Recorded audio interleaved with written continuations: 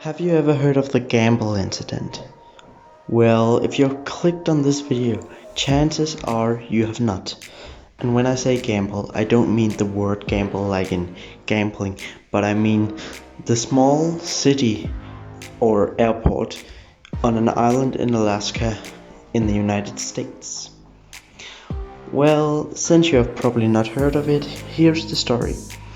On the 27th of February 1974, a Soviet engine of AN-24LR Taurus registered Charlie Papa 47195 ice reconnaissance aircraft landed at Gambell Airport in Alaska.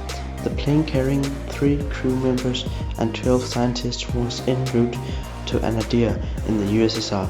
Due to strong winds, the pilots decided to divert to Providence in the USSR, which was fogged in.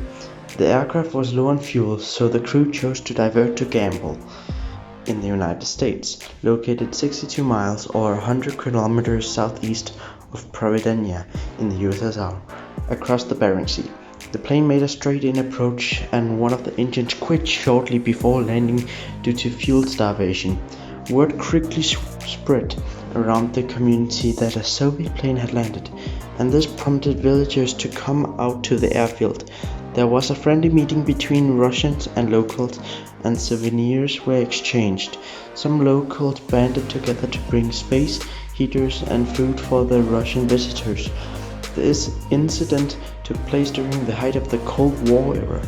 An Alaska state trooper and members of the Alaska National Guard from Nome were dispatched to provide security for the plane. The Soviet embassy in Washington was aware of the diversion and contacted the U.S. State Department and the Department of Defense and requested fuel for the stranded plane. A U.S. Air Force C-130 plane with fuel bladders took on a load of JP-1 fuel at Anchorage and flew directly to Gambell, where it refueled the plane. The AN-24 was cleared for departure and took off at 7:30 p.m. on the 28th.